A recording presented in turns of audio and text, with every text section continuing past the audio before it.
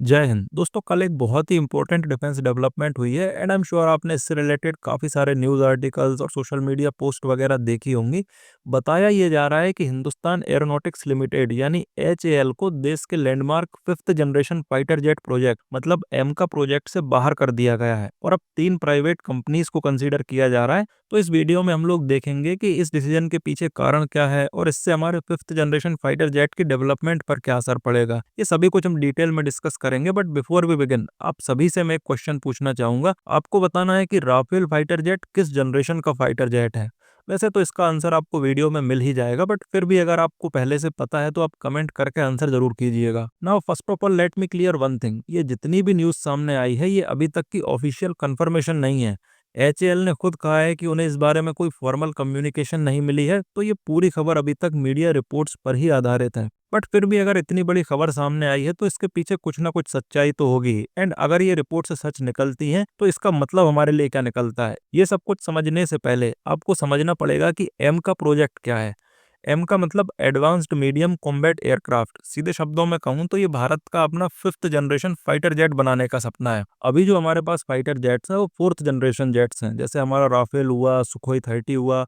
हालांकि ये भी बहुत एडवांस्ड, तेज और स्मार्ट जेट्स हैं। इनमें मॉडर्न रडार सिस्टम है, एक्यूरेट मिसाइल्स और बहुत एजिलिटी होती है, लेकिन ये फ्यूचर थ्रेट्स के लिए काफी नहीं है। वैसे तो दुनिया सिक्स जनरेशन के काफी करीब है, बट अभी जो लेटेस्ट ऑपरेशनल जनरेशन है वो फिफ्थ ही है। सिक्स जनरेशन काफी हद तक प्रोटोटाइप्स और अर्ली टेस्टिंग फेज में है, लेकिन रियल कॉम्बैट सर्विस में नहीं आया है। बट फ्यूचर में जब सिक्स जनरेशन आएगा तब ये अपने आप में एक गेम चेंजर होगा, बट अभी के लिए तो फिफ्थ जनरेशन ही डोमिनेट कर रहा है। फिफ्थ जनरेशन जेट्स जैसे अमेरिका का F-35 है, चाइना का J-20 है, इनमें काफी एडवांस टेक्नोलॉजी होती है। फॉर एग्जाम्पल जैसे ये जेट्स रडार वेव्स को एब्जॉर्ब या डिफ्लेक्ट करके दुश्मन को दिखते ही नहीं है। सुपर क्रूज की पावर होती है। आई मीन नॉर्मल जेट्स को सुपरसोनिक स्पीड के लिए आफ्टर बर्नर जलाना पड़ता है जो कि बहुत फ्यूल खाता है, बट फिफ्थ जनरेशन बिना आफ्टर बर्न के ही सुपरसोनिक स्पीड मेंटेन कर सकते हैं। इनमें इंटरनल वेपन्स भी होता है, मतलब सारे मिसाइल्स और बॉम्ब्स जेट्स के अंदर ही होते हैं, बाहर नहीं। इससे इसका डिजाइन भी स्लीक रहता है और रडार पर पकड़ा जाना और ज्यादा मुश्किल हो जाता है। ऑफ कोर्स एआई का जमाना है तो आर्टिफिशियल इंटेलिजेंस का यूज भी होता है, जो पायलट के साथ एक डिजिटल को पायलट की तरह काम करती है।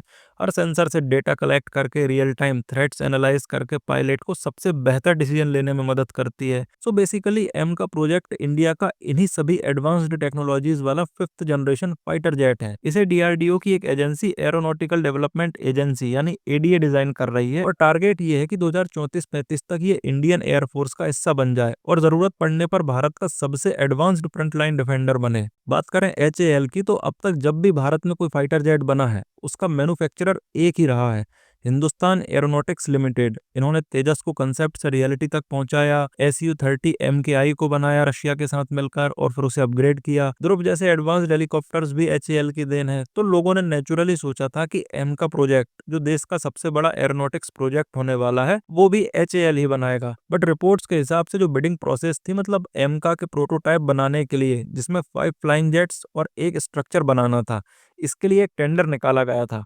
प्रोटोटाइप वो पहले सैंपल होते हैं जो टेस्टिंग के लिए बनाए जाते हैं। खैर इस टेंडर के लिए 7 कंसोर्टियम्स ने बिड्स लगाए। जी हाँ, 3 नहीं 7 कंसोर्टियम्स बिड्स लगाए थे एंड इसमें अडानी डिफेंस, गुडलक इंडिया जैसे बड़े प्राइवेट ग्रुप्स भी शामिल थे। फिर टेक्निकल और फाइनेंशियल एवेल्यूएशन के बाद सिर्फ 3 कंसोर्टियम्स शॉर्टलिस्ट किए गए और रिपोर्ट्स के हिसाब से एचएएल इस लिस्ट में नहीं है। अब एचएएल ने तो कहा है कि हमें ऐसी कोई ऑफिशियल तौर पर सूचना नहीं मिली है, इसलिए हम कमेंट नहीं कर सकते। बट ये न्यूज अपने आप में इतनी बड़ी है कि इस रिपोर्ट का असर स्टॉक मार्केट में भी हमने देखा। एचएएल का शेयर 6 से लेकर 8% तक गिर गए। खैर अब क्वेश्चन ये आता है कि अगर एचएएल नहीं तो वो 3 प्राइवेट कंपनीज कौन सी हैं जो कि आगे बढ़ी हैं।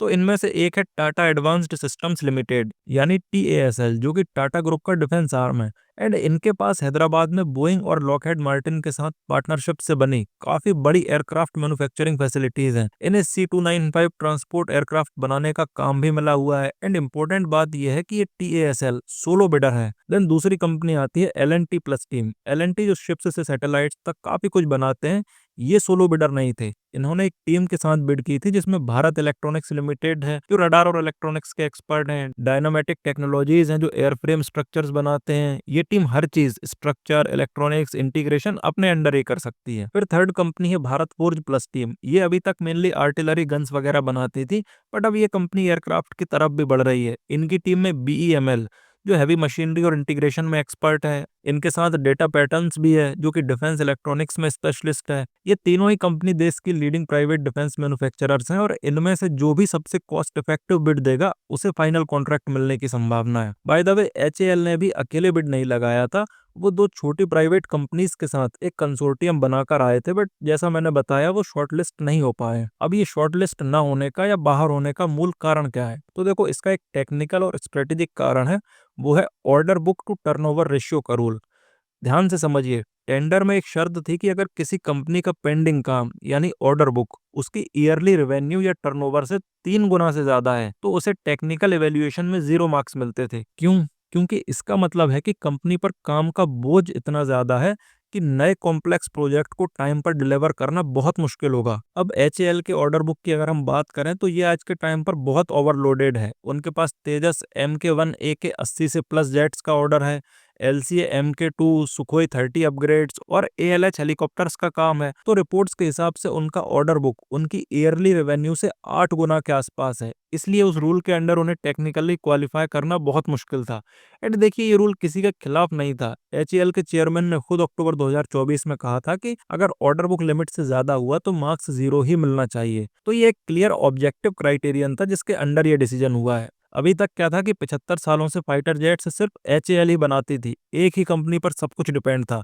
आज गवर्नमेंट दूसरी प्राइवेट एयरक्राफ्ट मैन्युफैक्चरिंग लाइंस बना रही है, तो फ्यूचर में दो कैपेबल मैन्युफैक्चरर्स होने से प्रोजेक्ट डिलेस का रिस्क कम होता है, इनोवेशन बढ़ता है और कॉस्ट भी कंट्रोल में रहता है। अब इससे एचएएल को भी फोकस करने में हेल्प मिलेगी। एचएएल अपना पूरा ध्यान एग्जिस्टिंग प्रोजेक्ट्स लाइक तेजस पर दे पाएगी, जो एयरफोर्स के लिए बहुत इंपॉर्टेंट है। इससे प्राइवेट सेक्टर को कैपेबिलिटी बनाने का मौका मिलेगा। टाटा एंड एलएनटी जैसे ग्रुप्स एयरक्राफ्ट बनाने की end to end process achieve कर पाएंगे, जिससे आने वाले टाइम में 6th जनरेशन जेट्स बनाने के लिए देश के पास दो एक्सपीरियंस्ड प्लेयर्स होंगे। अगर आगे की बात करें हम लोग कि आगे क्या होगा, तो आने वाले 3 से 4 महीने में फाइनल विनर की सिलेक्शन होगी, जो कि कॉस्ट बिड के बेस पर होगी। प्रोटोटाइप डेवलपमेंट में 3 से 4 साल का टाइम लगेगा, मतलब जीतने वाली कंपनी अपनी फैसिलिटी बनाएगी, डिजाइन को मटेरियल में बदलेगी एंड उम्मीद है कि फर्स्ट फ्लाइट हम लोग 2029-30 के आसपास देख पाएं। इस सब के बाद आईएएफ में एंट्री हम लोग 2034-35 तक ही देख पाएंगे। बट क्या एचएएल पूरी तरह से आउट हो चुकी है? तो देखिए, ऐसा नहीं है। एम का प्रोजेक्ट में अभी भी वो इंजन पार्ट्स, एवियोनिक्स, सब सिस्टम्स वगैरह सप्लाई कर सकते हैं, बट उनका मेन फोकस तेजस, हेलीकॉप्टर्स, अपग्रेड्स पर ही रहेगा। फ्यूचर में वो किसी और मेजर प्रोजेक्ट के लिए चाहे तो बिल्कुल बिड कर सकते हैं एंड इसको लेकर अगर कोई मेजर अपडेट आती है तो हम उस पर भी डिस्कस जरूर करेंगे। बट अभी के लिए that was all from my side. Thank you for watching. This is Harsh Gurjar signing off.